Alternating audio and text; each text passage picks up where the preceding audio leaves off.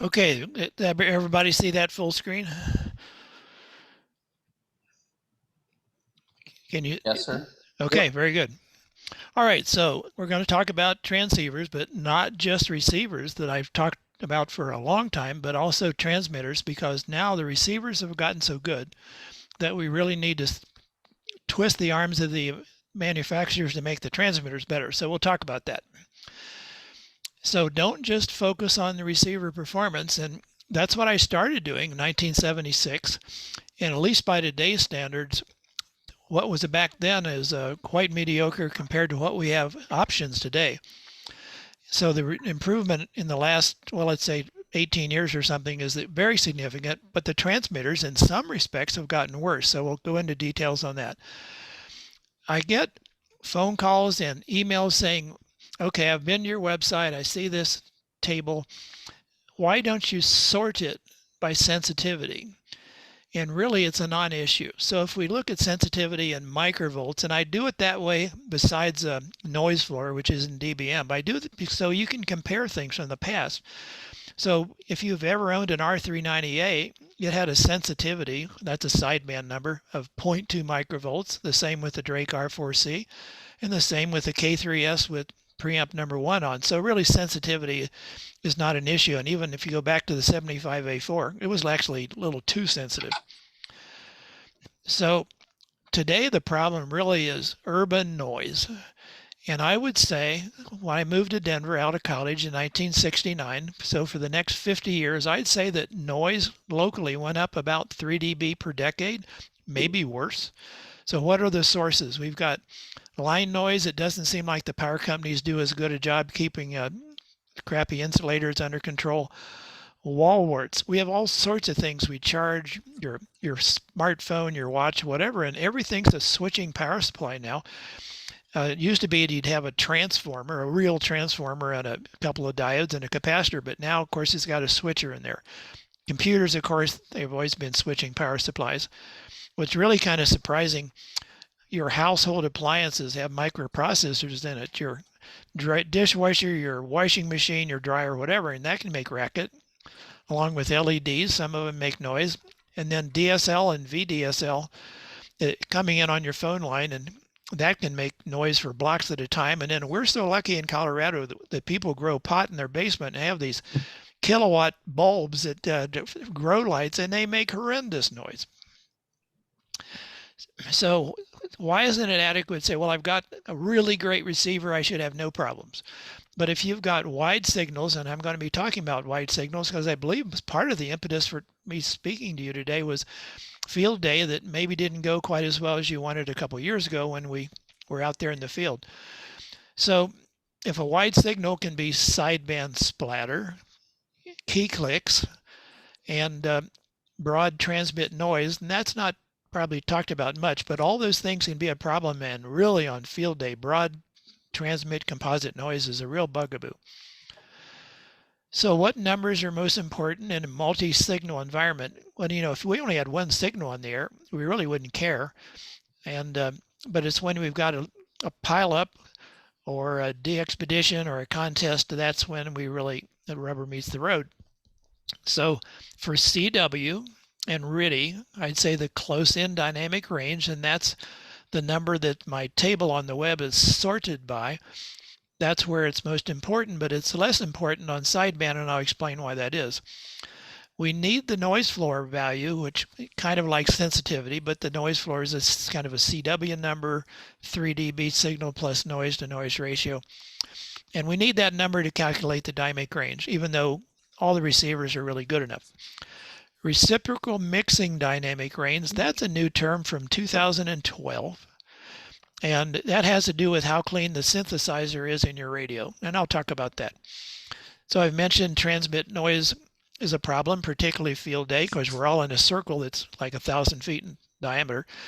And of course, we know what sideband splatter is in key clicks if you work CW. So what has improved? Since I'm saying the transmitters got worse, well, the synthesizers really got better. And the synthesizer in your radio affects receive, but it also affects transmit. So here's some examples of transceivers that have clean synthesizers, the K3S. If you had a K3, maybe you can get a synthesizer upgrade out of Elecraft once they get their K4 into good production, but that was a big improvement. The expensive 7851 from ICOM and the latest Yaesu radios. And then if you go a wider spacing, for instance, if you're on field day and you've got a CW station on the low end of the band and a sideband station on the upper end of the band, we really want to know how clean is the transmitter as far as noise at, say, 100 kilohertz. And that Yaesu and that Kenwood and the ICOM are just fine at 100 kilohertz. Line of sight is really probably where most of the time the transmit composite noise is the issue, but line of sight might be quite a distance. Thank goodness Yaesu, after all these years, once they became synthesized along with everybody else, their transmitted noise was awful. But finally, they've got their act together with the 101D, the 101MP, and the new little FTDX 10. So there's two basic types of transceivers today. The superhet, of course, superhets have been around forever, or a hybrid. Well, that's nothing more than a superhet with a direct sampling band scope. Or, of course, you've got the pure direct sampling radios like the Flex or the Apache or the ICOM, the newer ICOMs. So the superhet's a better choice at field day, not because we like the superhet part, but because we have a roofing filter. And even if it was an older radio, like a Pro 3 that had a roofing filter that was 15 kilohertz wide, it still is only going to look at a little bit of the band. And of course, if you had a K3 on CW and a 500 hertz roofing filter, well, you're only looking at 500 hertz of the band as far as what goes on downstream from the roofing filter.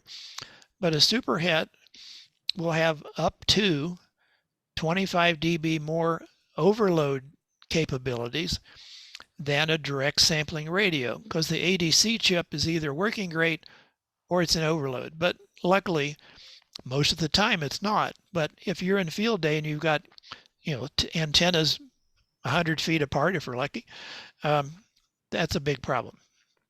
You're talking to me? Oops, somebody needs to mute their I mic. heard you talking, but I didn't hear what you said. What did you say? Yes, I am. So can someone mute their mic there? Okay, so what I mentioned, ADC overload. Well, that's, yes, you are unmuted. Okay, so when I mentioned ADC overload, well, what level are we talking about? Well, if you have the preamp off, about S9 plus 65 dB. Now that's pretty strong. I don't know how often you see a signal that strong, not very often. So if we're at field day or a ham a mile away, or I get a couple of calls or emails in the last, say, 2 or 3 months, a new ham just moved in 2 blocks away. I think I need a new radio. So in that case, I would probably pick one of the new hybrids that has the really nice band scope, but still has a roofing filter. But the direct sampling radios, like the ICOM and the Flex and the Apache, they're going to look at probably a half octave of bandwidth. Now, one of the Flexes, the 6600, does have just a ham band only bandpass filter, but that's not typical. So you're going to look at sometimes many megahertz, like on 20 meters. A half octave filter is going to be 4 or 5 megahertz wide. So there are going to be commercial stations in there that potentially could, be S9 plus 70 or something like that. So there's the case why sometimes if you've got to deal with those strong signals and you can't turn on attenuation, which you can on 160 and 80 and even 40, and I'll mention that in a while. So we just need to manage our gain and just see what's right for us, depending on what your typical RF environment is. So I mentioned synthesizers, or in the case of direct sampling radios, it's a clock oscillator, but it affects the transmit and the receive. And really, for about 20 or 25 years, when I would be testing radios, the limit was typically the noisy synthesizer. Now, we like synthesized radios. They had general coverage. They didn't drift. They had digital readout, but they were really terrible for decades. Thank goodness that's no longer the case. But so look at this little bullet nose graphic that says weak signal, and we're trying to work that guy, and maybe he's a DXCC number 100, or maybe he's a multiplier you need in a contest, and somewhere nearby there's a really strong signal, and we'll make it a perfect signal because it doesn't matter. And you say, well, I don't listen to my local oscillator, but what happens is the local oscillator mixes with the strong signal, and that puts noise sidebands that came from the local oscillator on top of the strong signal, and therefore it has sidebands, and it can cover up the weak signal we're trying to work. Now, this cute little graphic I got off the web, that Gaussian look curve there, we're sort of assuming, well, the phase noise of the local oscillator must fall off fairly quickly. Well, it might, we'd hope so, but some radios do not. Matter of fact, they're just flat, so they could be causing a problem with a strong signal 100 kilohertz away, 300 kilohertz away. So it's really important that the radio not have that flat noise characteristic. We really would prefer it look like that Gaussian blue. So when you read reviews in QST, you really need to look at the details. And Bob Allison's sidebars, when there's something significant, you really should read Bob's sidebars. The basic review talks about using it. If it's a QRP rig, it's maybe a SOTA, summits on the air or whatever. But if there's something that really stands out, and Bob would have a sidebar, for instance, the little Xiegu G90, it's a $500 transceiver, comes out of China. It was in the March QST in 2020. Well, the synthesizer wasn't that great. Bob said it had key clicks. The sideband splatter wasn't that good. And the transmit noise, which would certainly be a problem on field day, not very good either. So the key point was, we do not recommend using an amp with this transceiver. So hopefully your transceiver doesn't have that type of characteristic. So you just have to be careful there, because we have to share the bands. We don't have our own channel. So here's a screenshot of an ICOM 7610, December 2018, in a CW contest, the ARRL contest, the first weekend of December.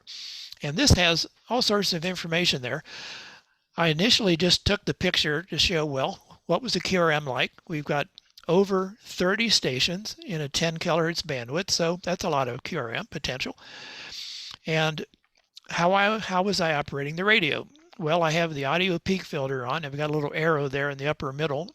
So that helps reduce noise on CW. And I've got the attenuator on. Now, I don't know how many people on a regular basis use their attenuator, but it's something we should consider on the lower bands. The band noise on 160 versus 10 meters, the band noise at night on 160 is 30 dB higher than typical 10 meter noise. Well, all the radios today are designed to work well on 10 meters, of course, and now 6 meters. Everybody has 6 meters on their rigs. So they have to work in a much quieter environment. So we've got to have plenty of sensitivity, but that means it's got sensitivity or noise floor to burn on the lower bands. So I was on 40 meters 2 hours ago, and I had my 12 dB attenuator on. And on 160, I might even have an 18 dB attenuator on. So why do you do that? Well, on 160 and even 80 meters, to some extent, the ground wave is extremely good. And if you've got an inverted L and you've got another ham 5 miles away, he might be 60/9. So if we run the attenuator at night on the lower bands, it'll reduce the chance of overload, particularly with a direct sampling radio. But also, you don't want band noise running your AGC. That's really tiring. You tune in between stations and the band noise is just as loud as every station you've worked in the last hour. But if we punch in the 6 dB attenuator, it probably didn't drop the noise as we were tuned in between stations. But if we punched in 12 dB, or in the case of this ICOM, you can pick 15 dB or 18 dB. So if we can drop the band noise a noticeable amount, like 6 dB or something, so that it's not as loud, you don't lose copy at all. And you may have to turn up the volume control like 2% of the time when there's a really weak station. But in the meantime, when you're tuning working next station, you don't have to hear band noise. It's just as loud as every signal you're working. So that really reduces fatigue. I call it contest fatigue. It can be any kind of fatigue from just noise. But what else did I capture here? It was a fluke. Well, look at where it says key clicks 5x. Now this station has horrendous key clicks. You can see it in the band scope. You can see it in the waterfall. And he's just way too wide. Now, if you look over to the right where it says clean, well, that station is like 3 dB weaker. Well, that's insignificant. But look how nice and narrow that guy is. And look at the waterfall. It's like, on my screen, like a 1/4 inch wide, where the guy on the left, where it says key clicks, he's like an inch wide. So that's just terrible. And unfortunately, you can turn those key clicks on if you don't realize what some of the menu setting can do. So I'll cover that. But the current rigs allow you to have that kind of signal even if you don't realize it. Okay, so we've seen what can happen on CW with a signal that's too wide for what it should be. And the same thing occurs on sideband. So this was a case where I was talking to the signal. It says pure signal on the right. Well, that has to do with Apache radios have software that runs on the Windows operating system that corrects for distortion in the transceiver, or if we have an external amplifier, we can sample the output of that. It may be built in, it may be external, and then it feeds back into the radio. And so it can really clean up the signal. So I was talking to Tyler. Now he's a hi-fi sideband guy, and his bandwidth was over 4 kilohertz by choice. Well, I wouldn't do that. I'd say 2.7 or something like that, 2.4 maybe even. But then look at the guy down the band 14 kilohertz. His signal is 3 times as wide as his main signal, just from splatter. Right now, only Apache offers this feature, but maybe we'll have some other options down the road. So do we have any questions right now, and before we go on and look at some more stuff?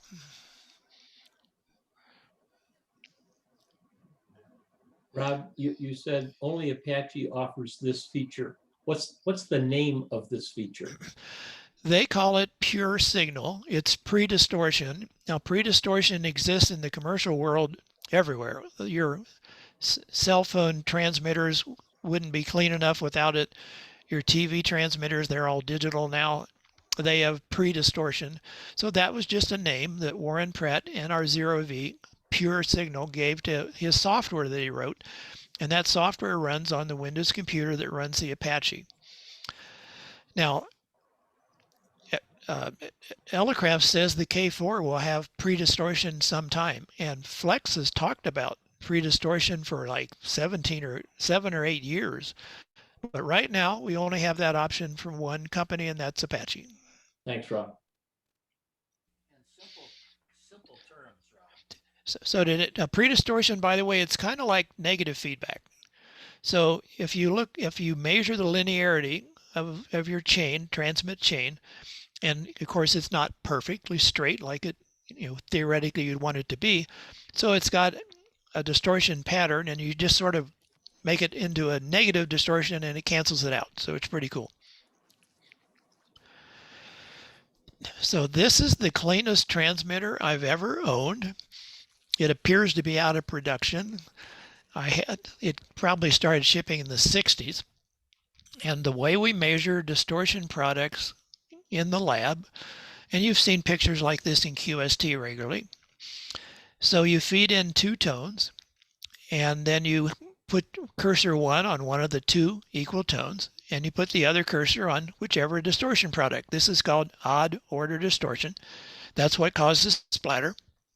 So in this case, I've got the little dot on the 3rd order product, and it says up there in the right-hand corner under the frequency, because you can see it was on 160 meters, or I mean the offset. No, it was not. It was on 20 meters, but anyway, minus 36.5 dBm. That's a really good number. Advertisements today and in the reviews in QST at some point switched from measuring it this way, which is really the way that the commercial world does it. They measure it reference to PEP, peak envelope power. Well, that just makes the number 6 dB bigger. It doesn't change the distortion. It'd be something like switching your car's speedometer from miles per hour to kilometers per hour. Well, the number got bigger, but guess what? You're not going any faster. Well, the same thing here. So in this case, if we change this 36.5 to PEP, it'd be 42.5. And that's an unusually good number today. The other thing to notice is the distortion products, and we can see 80 dB down. Now, you could probably hear that on 10 and 15 meters, 160, 80 meters, 40 meters, probably too much noise. But anyway, the idea is this screen is plus or minus 20 kilohertz. So with this Collins, it's pretty much gone at plus or minus 10. So that's the best transmitter that I've owned. Well, here's the second best that I've owned, and it was a TS990S.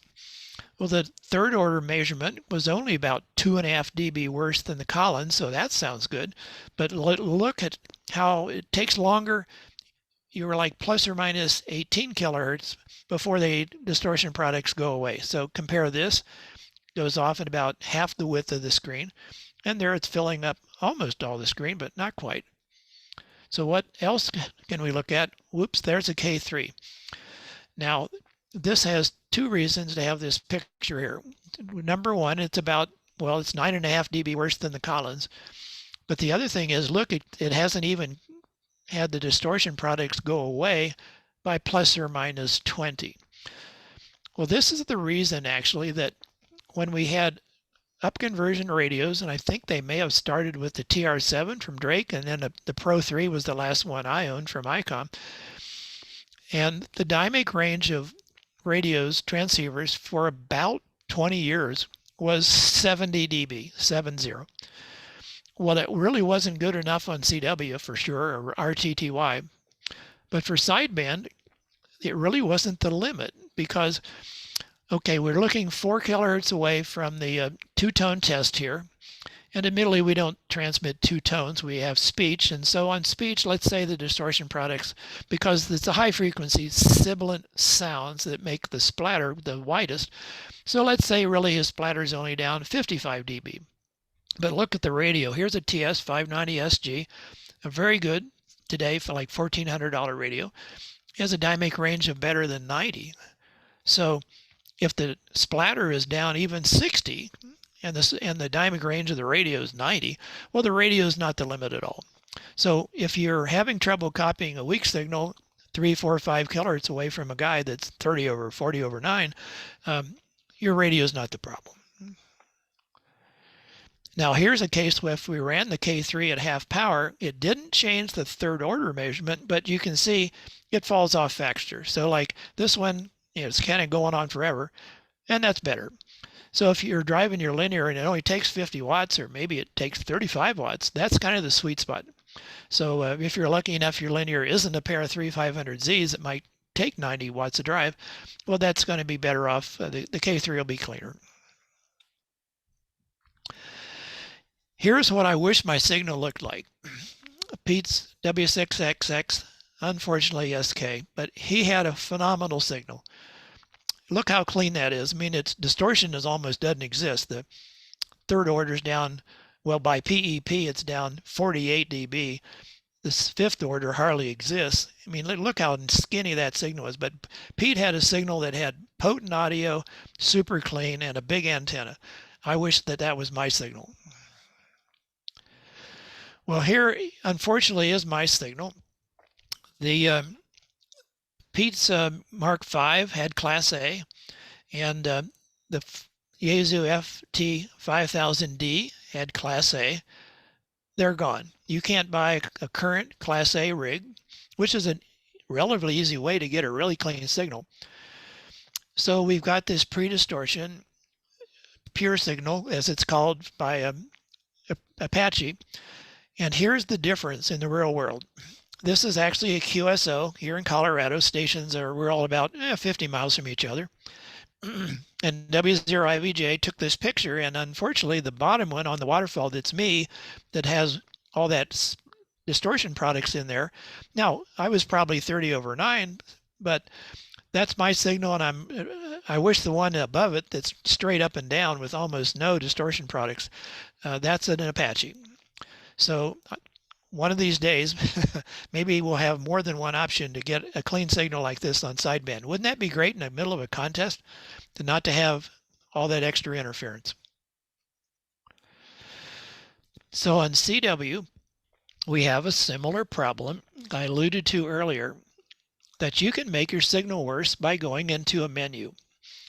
Now, in the old days, you didn't have any adjustment, but now we can go into a menu and adjust your rise time on your CW. And they give you choices that they shouldn't give you. So you can pick a 1 millisecond rise time, and that's a terrible choice. 6 or 8 milliseconds would be a whole lot better. So here's an example. We're trying to work a weak guy on CW, and he's a kilohertz away from a strong guy. Well, if he has his menu set for a 1 millisecond rise time, this is a TS890S, sending DITs at 30 words a minute, and you can see the difference in the key clicks between 6 milliseconds, the bottom graph, and 1 millisecond, the top graph, is 25 dB more key clicks, just by picking the wrong selection in your menu. So we can clean up our signal on CW by going into the menu and picking the bigger number, 6, 8. The range is pretty much 1 to 6 or 2 to 8, depending on the brands. Now, Elecraft doesn't let you screw up. They have it fixed. They have a sigmoid shape to their CW pulse, and they won't let you goof up like this. So, and there's really no reason to give us these choices. They're just a terrible selection. Okay, rise time. This is an analog in the time domain. So what we're talking about, the picture on the left was actually from a 10-tech, and it could go from 3 to 10. Well, on the left is 3. Well, you can see it goes up pretty quickly. Well, you can imagine 1 millisecond is going to go up 3 times faster, so it'd be almost straight up. The one on the right's 10 milliseconds, and well, maybe that's a little bit slow, so let's pick 8 or something. But this is what causes key clicks. When the signal goes up really fast, then of course it's got the fall side, it goes down really fast. That makes the splatter. CW key click, we'll call it CW splatter.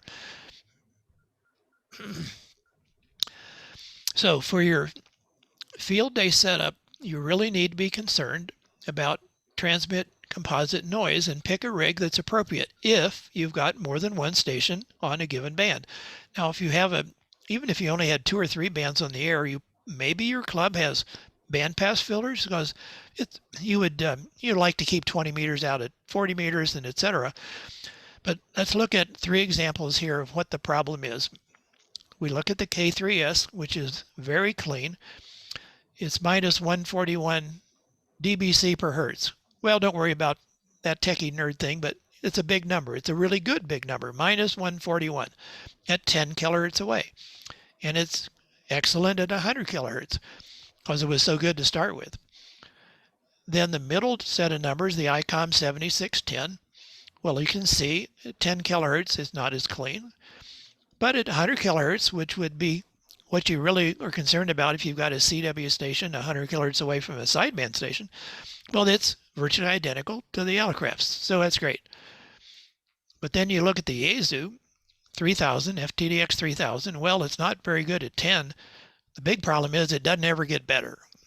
It's virtually identical at 100 and 200 and 300 kilohertz, so that's not the radio to bring to field day, or hopefully your neighbor 2 miles away doesn't have that either. I can give you a real-world example of how this happened. In Boulder, most of the people are living in the city, but this one gentleman is up in the foothills, about 1,000 feet above Boulder. So he's got line of sight for everybody else who's in Boulder. And he used to have an FT 1000 MP. I mean, the 1000 MP was a really popular rig. And he didn't cause any problem to another station down in town who has a stack on 15 meters. He's a real 15-meter fan. But then he bought a new rig, the FTDX 3000, and suddenly the guy in town, line of sight, was getting wideband noise over S9 from the FTDX 3000. And this was really a bummer. So actually, one associate of mine went up to this gentleman's QTH and measured his transceivers, and we really know that this FTDX 3000 was the cause, causing this broadband noise, S9 or better, over most of the 15-meter band. Well, here's a graph of what we're talking about as far as noise transmission. Now, this piece of test equipment that was borrowed by PA5Y, and it's only $150,000. So if any of you want to donate one to me, I'd really like to have this. But he took this graph of a IC 7300, and I actually own two of these, and I really like the rig. But it doesn't have the type of noise, low noise output we'd like, and it's worse at 30 watts than it is at 100 watts. So if we can see the blue graph here, that's the phase noise as measured with this really fancy piece of test equipment. And that's also what the league publishes. Even though sometimes they call it composite noise, it is not. The piece of equipment is from Rohde & Schwarz that the league owns, only measures phase noise. And that's the blue line that falls off and looks great. But this particular rig, as do some others, has AM noise. Well, AM noise is noise. We don't really care whether the noise is phase noise or AM noise, and the combination of the two is called composite noise. Well, in this case, if we're looking at that noise spectra 10 and 20 kilohertz away, it's like 18 dB worse than the phase noise. So we really need to know what we're looking at if someone's in an ad or in a review says, well, the phase noise is great, and it's really not. And so, but luckily we can measure this with a direct sampling radio. I have a Perseus. You can measure it with a Flex. You can measure it with an Apache. And you can actually measure the composite noise. That's the important one, is what is the total noise, not esoteric, just the phase noise. Here's some information for your field day choices.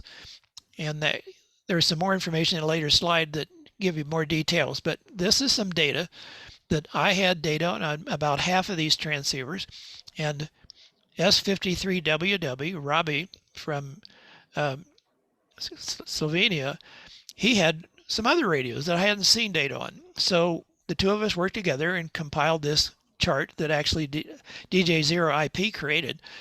And so we can look at the noise that would be really important, whether you've got a neighbor close by or you're transmitting noise, or certainly for your field day setup. So probably for field day, assuming you've got a CW station and a sideband station on the same band, well, you're going to want to look at the 100 kilohertz data and pick the numbers that are like 130 or better. And you definitely don't want a 120 or something like that. You can have easily a 20 dB difference between the noise, broadband noise, that's going to cause interference, between a good radio and one that's not the best choice for that environment. I don't know how many of you read my article in November 2016, QST, and the league titled it, "It's Time to Clean Up Our Transmitters." And I was happy that the league chose to publish it.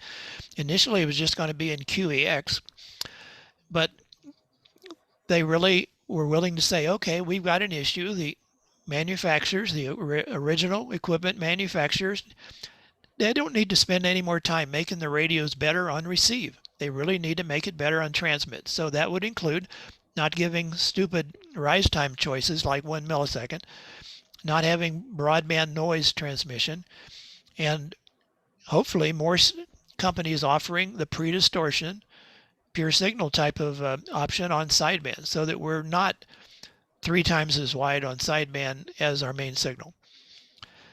It was interesting in the same issue, November 2019 of QST, they also tested an Expert 1.5K amplifier.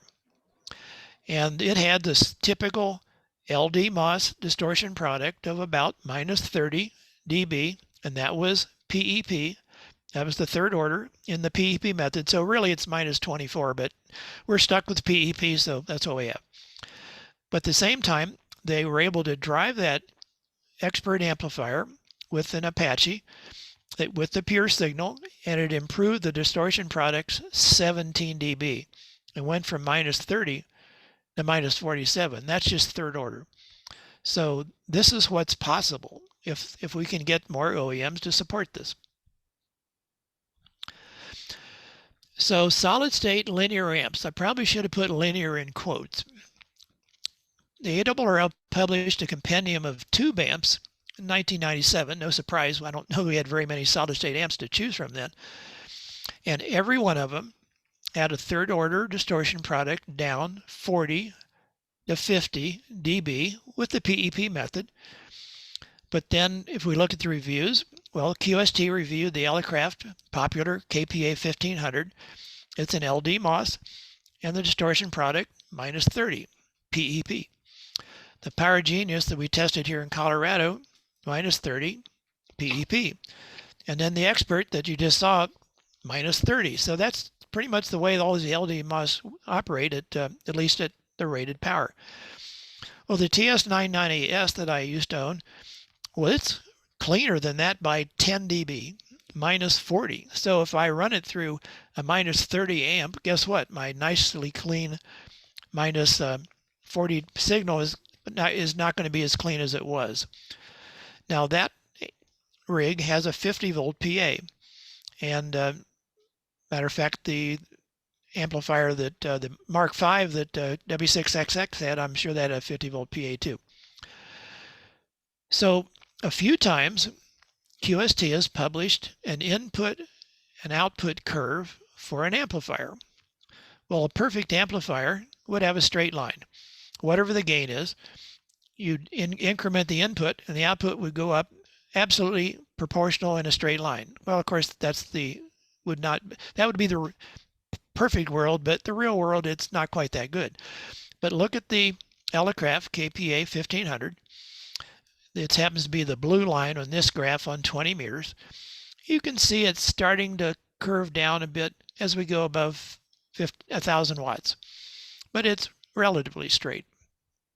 But then in July of last year, QST reviewed the ACOM 1200S, and that is also a solid state amp, not the tube amp that I happen to own. In this case, the 20 meter graph is red. But look, it's straight up to about 700 watts, and then it almost goes horizontal. Now that's terrible. So I would run this 1200S at 500 watts PEP, but I sure wouldn't want to run it at a kilowatt. So the league published the typical distortion data, and you can see an interesting anomaly that we need to be aware of. If the third order distortion product is virtually identical, if not slightly less, than the fifth order product, that really doesn't give us the proper understanding of how the amplifier is working. So we really just need to look at the fifth order product in that case. But then the league said, okay, we're going to test it at 500 watts instead of a kilowatt. Well, then it's starting to work right. The fifth order is better, and it really compares to those others, the SBE, the KPA, and the Power Genius XL, where the third order is where you'd expect. In this case, when we ran it at half power, the third order was better. And the fifth order was also equally good. So I don't know if amplifiers in general will get this type of a plot, but that's really useful information. If you let you know whether you should be running it at rated output or in this case at half power. So the bottom line today, our receiver performance is amazing. And in a pileup, it may be what I call generic noise, splatter noise, key click noise, composite noise that may be limiting that contact that you're trying to make in a contest or a de-expedition or whatever it is. That the receiver is just fine, but it's the other guy's signal that's the issue.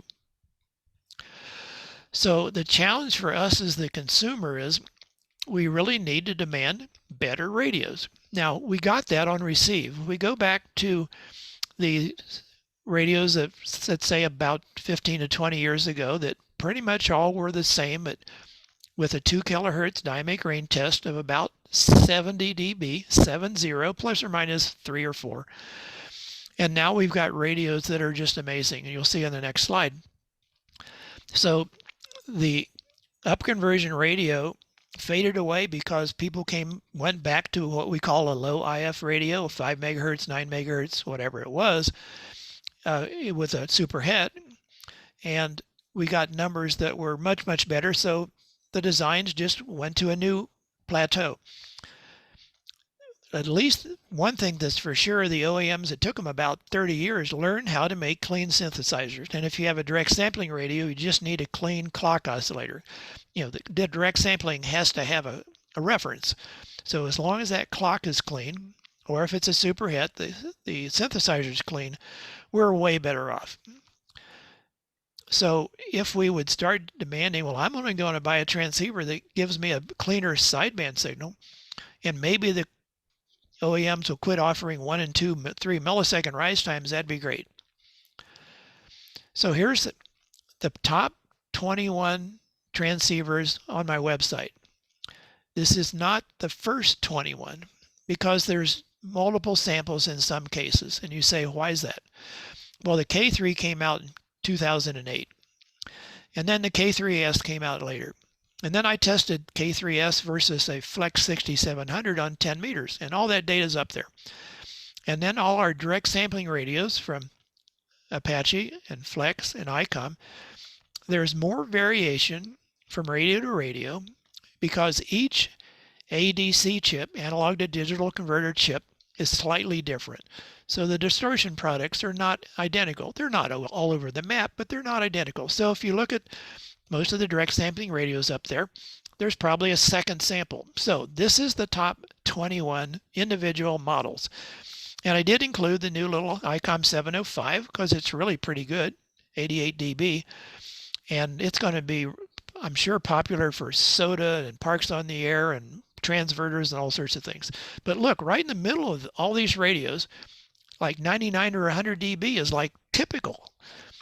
And the top there, clear up to 110. And we probably don't need 110. But the radios that we can enjoy running today, we don't have to say, I've got to buy a $7,000 radio.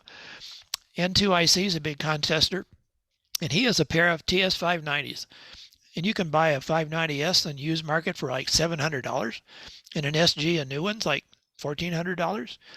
And of these 21 transceivers, I've run 15 of them in major contests, CQ, ARRL, and really got a chance at my rural QTH to see how they played.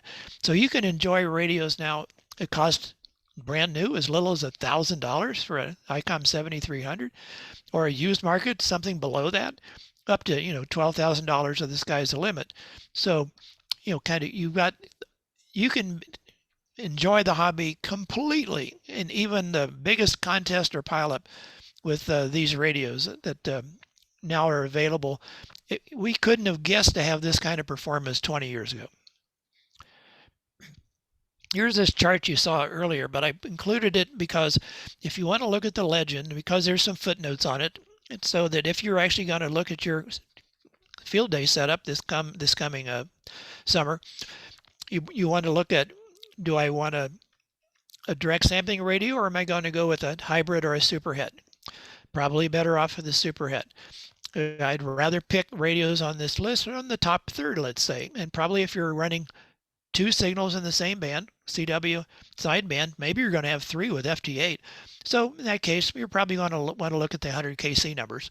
And that would be a recommendation to how to pick the better radio for just the terrible RF environment. You don't get much worse than having multiple transmitters in a 1,000-foot circle.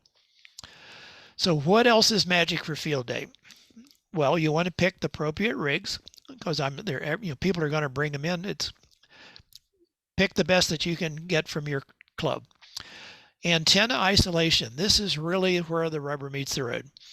Frank Donovan, W3LPL, gave the methodology for W3AO. If you're not familiar with W3AO, they might have 18 transmitters there.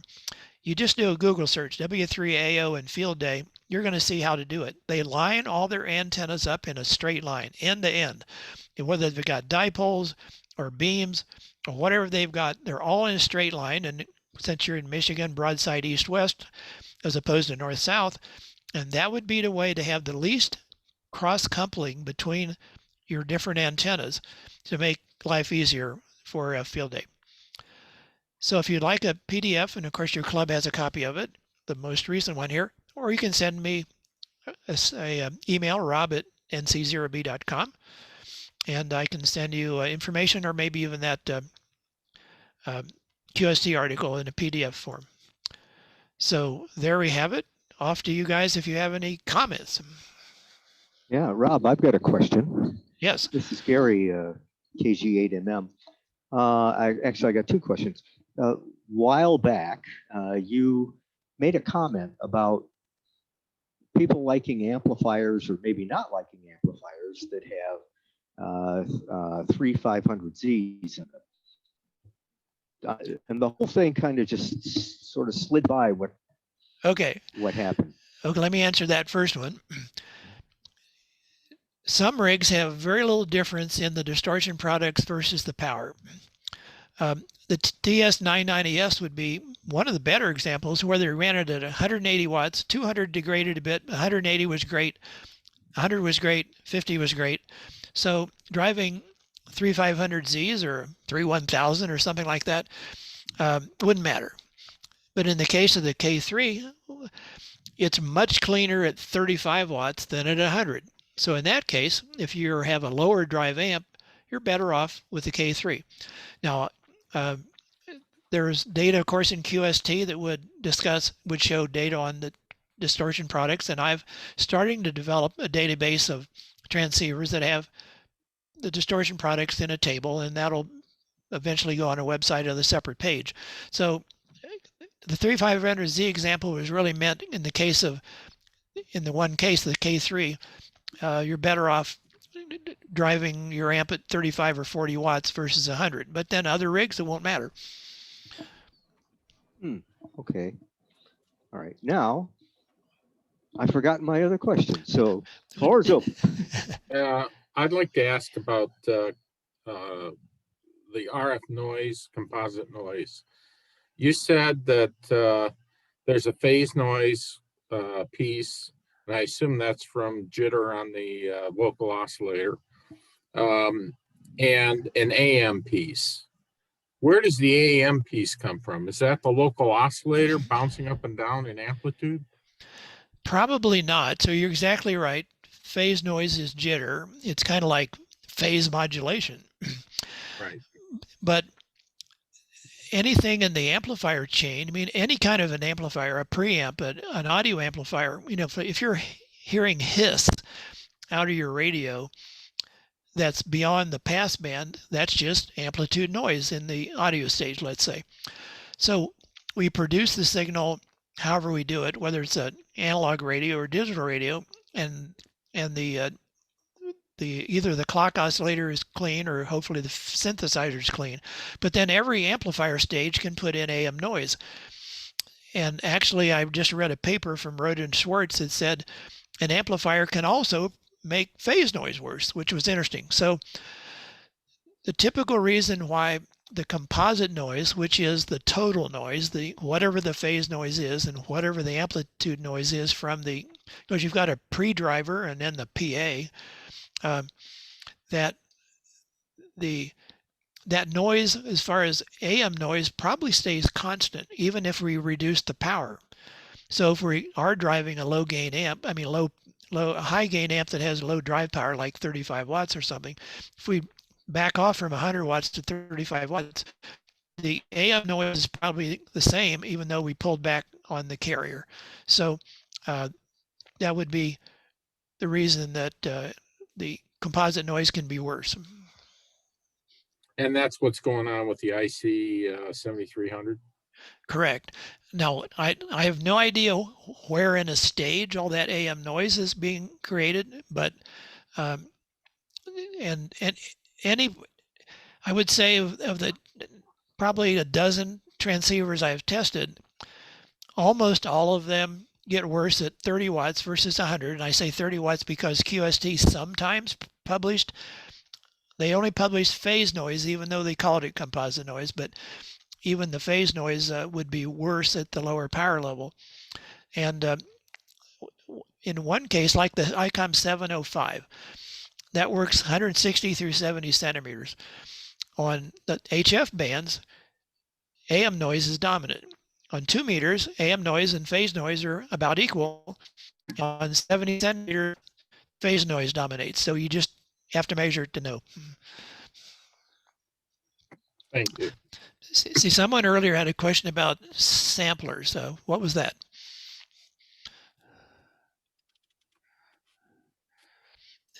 Anyway, you can put a sampler on any amplifier. You could have a Heathkit, a Well, that Drake was me. L4. Yeah, okay, go ahead. Oh, I just that, you know, I have a sampler on my linear and I would love to do a pure signal, but I don't understand how to feed it back in the, you know, the exciter. Right, and the exciter has to be designed to do it. So in the case of Apache, it's there. And so if it's barefoot, the sampler that's built in the radio feeds back this inverse distortion and it's clean. But then if you've got an external amplifier, either you use the built-in sampler, and all the newer LDMOS amps have a sampler built in, or you put an external sampler and then it feeds back in. But like if I had, well, my TS890S or my 7610, there's no input, no way to do it. Elecraft says that they will have a pre-distortion, whatever they call it. They won't call it pure signal, but they'll call it something. That when they write the software and have enough computing power in the rig, I mean, that's one thing that Elecraft has talked about on the K4, is that there's a lot of computing power, memory, FPGA, all this stuff that you don't need a separate computer, because like the Flex or the Apache has got a separate computer, or maybe a built-in computer with like a 6600M. So you've got to have a lot of number crunching to make this distortion correction. So anything we currently own, I would assume there's no hope. Elecraft obviously hasn't shipped the K4 in anywhere numbers they hope. They would have assumed it done a year ago. So I know of 3. Now maybe there's 10 out there, I don't know. But I'm sure that the software won't be available for some time, but hopefully it will be available and work. Flex has talked about it for 7 or 8 years, and it's on a list, but must be way down at the bottom. So if we could get 3 companies that had the pre-distortion and super clean sideband, maybe that would force the 3 Japanese companies to do so, but who knows? We can't predict that.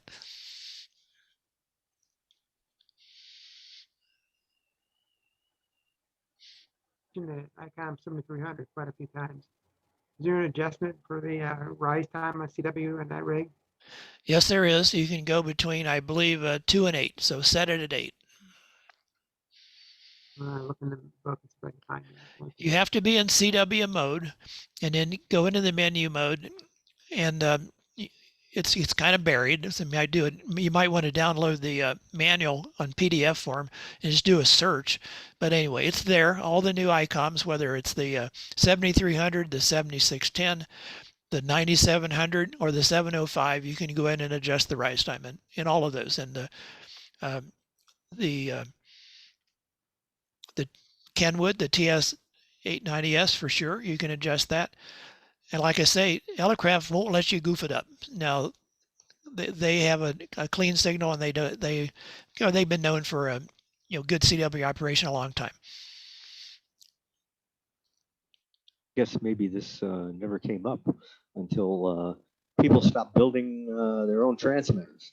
The league always told you what to do. So,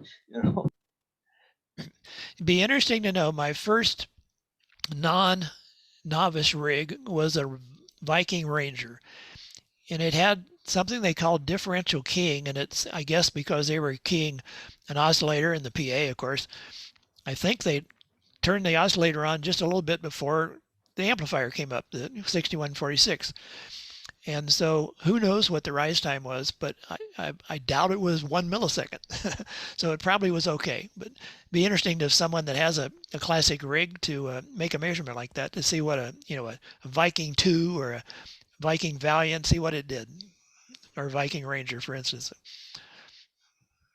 Rob, how do I convert from minus dB, dB below carrier, the noise per hertz, to the bandwidth that I'm looking at the signal in, say 2 kilohertz? Is that for the first 10, it's 10 dB, and to get to 100, it's 20 dB, to get to 30, or 1,000 is 30, so 2,000 would be 33 dB. Yeah, you've got it. Well, like if you measured, I mean, I make the measurement in 100 hertz bandwidth, and then if you make it dBc per hertz, you make the number 27 dB lower. Okay. But then, so if you went from 1 kilohertz to 2 kilohertz, you'd add 3 dB. What are you using to measure with? I use a Perseus, which is just a receiver. It's about $770 from HRO. It's a wonderful piece of test equipment. I don't ever use it on, as a receiver. Of course, it does that, but it properly measures RMS noise, total noise. But you can do it if you have an Apache or a Flex.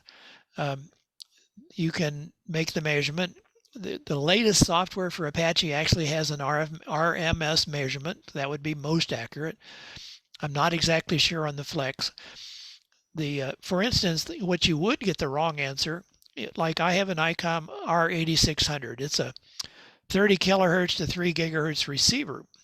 It has a nice feature that the S meter can read dBm, and it doesn't goof up the signal reading if you turn the preamp on or you turn the attenuator on. It gives you the proper number.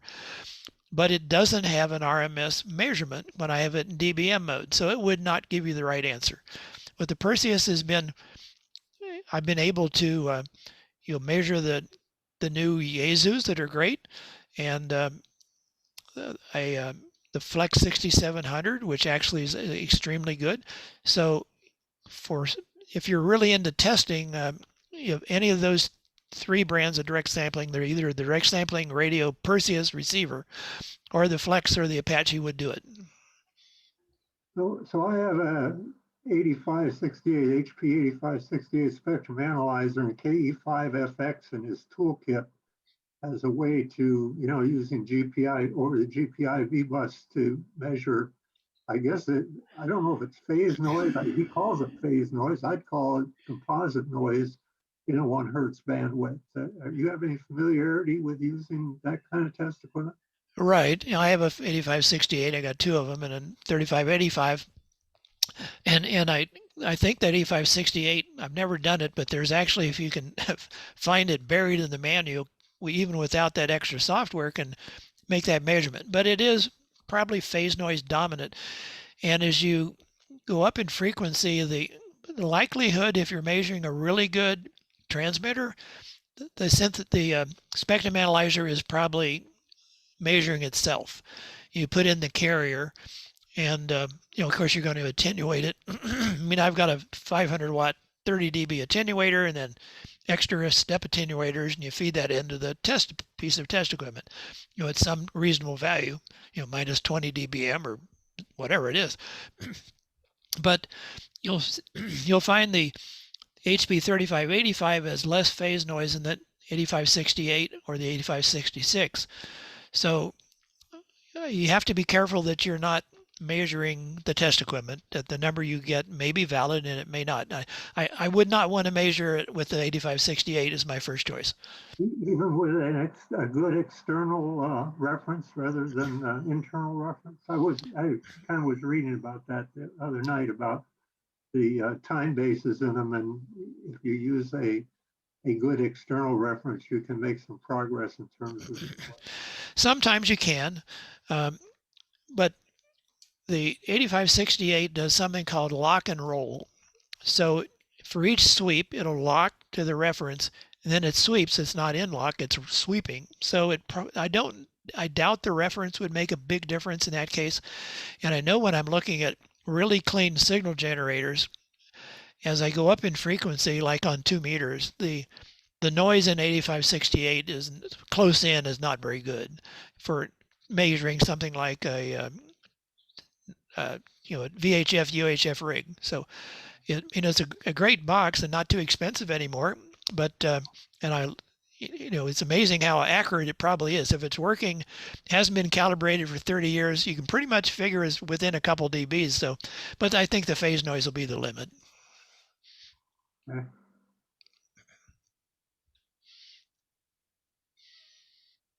So what's your guys' plan for field day? Are you going to do it out in the field? I know that they changed the rules this year, that a Class D station can only run either 100 or 150 watts, whatever it is, and they can't run a kilowatt and a half anymore.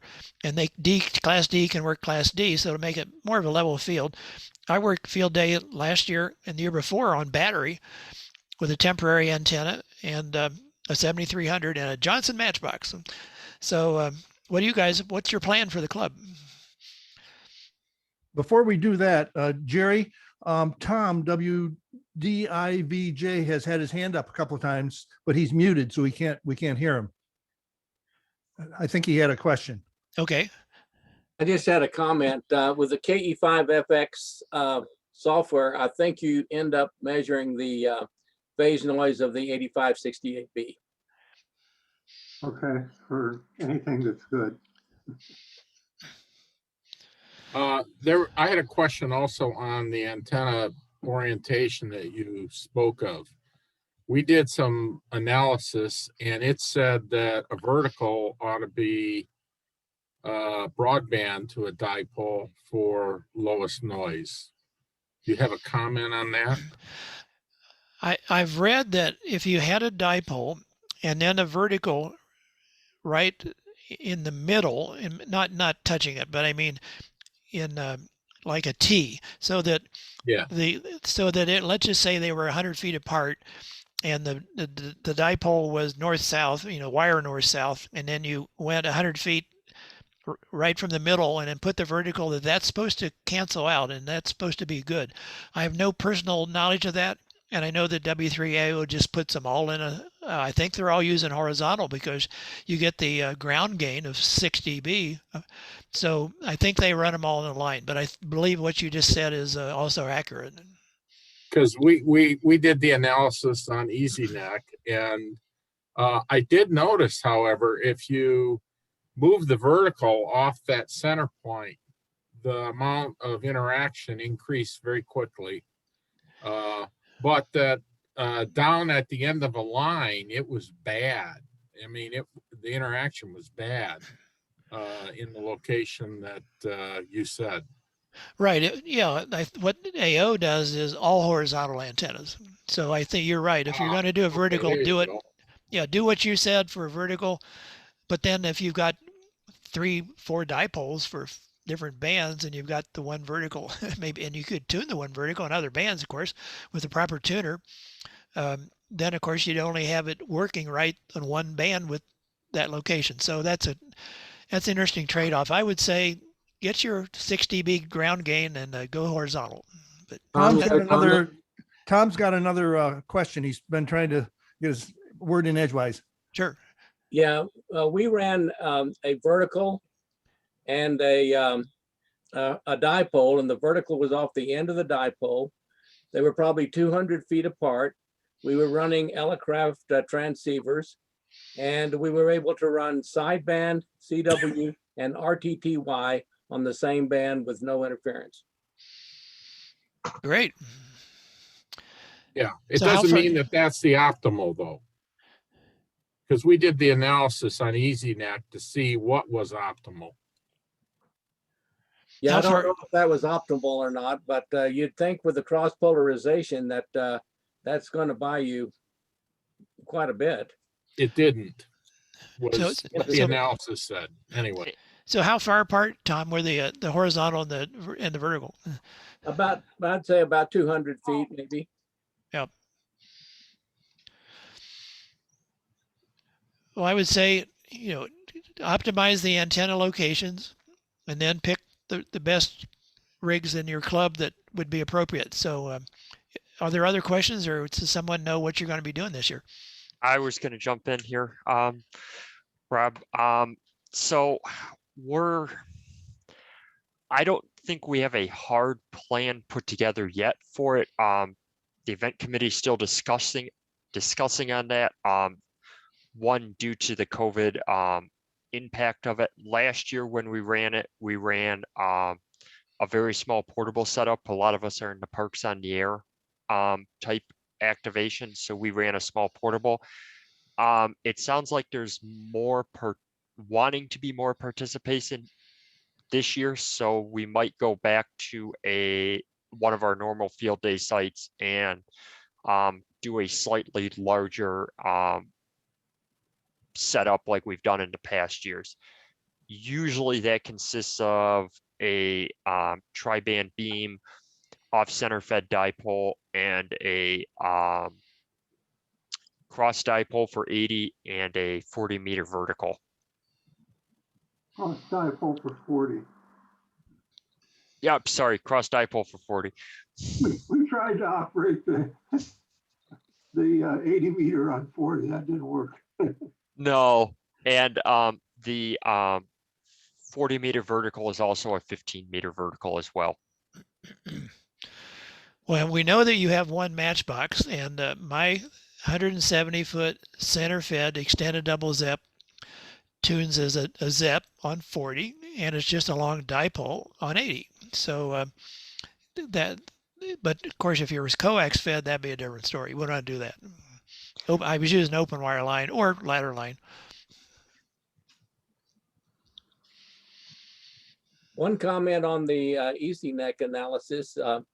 Since a dipole has vertical polarization off at the end, that might have been why it was not optimum.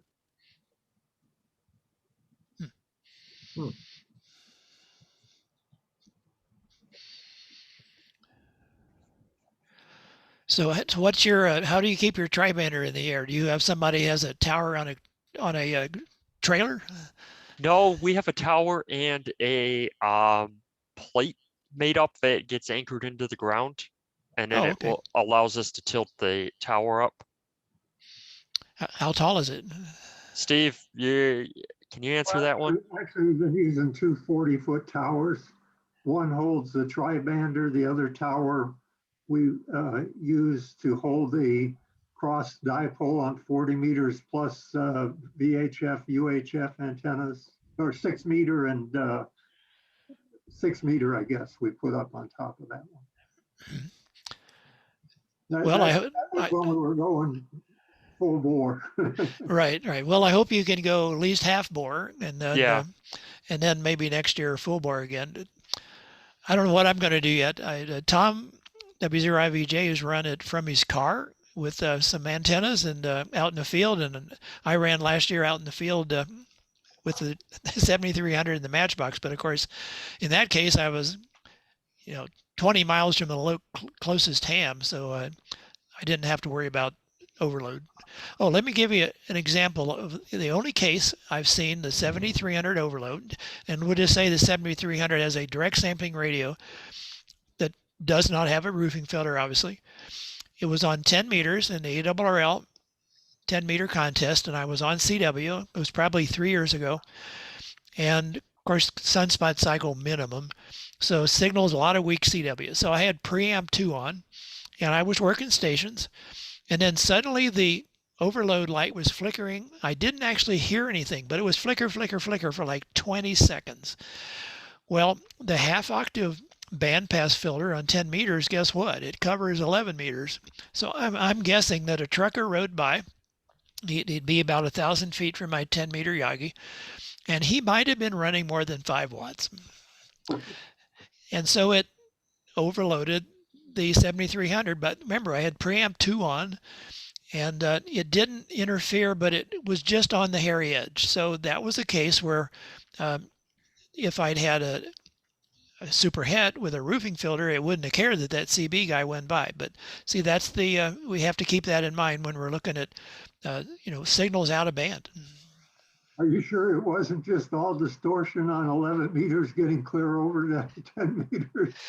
Well, it lasted for 20 seconds and never was seen again. And I'm on Highway 14, and it's a major truck route between Sterling and Fort Collins. There's trucks going by every few minutes. So that's my guess. I'll never prove it, but I think that's what happened.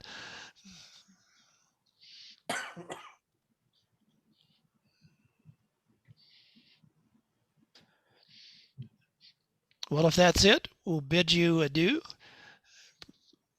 Appreciate the invitation and good luck on your field day. Well, thank you very much, Rob. This has been great. Very interesting. Yes. Yes, thank you. Really, Thank really you, Rob. appreciate the effort that you put into getting this done, both you and Bruce.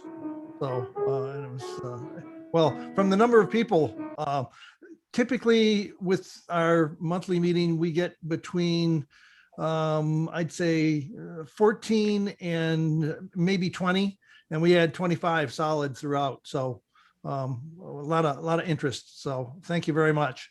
Okay, well, you're welcome. Thank you.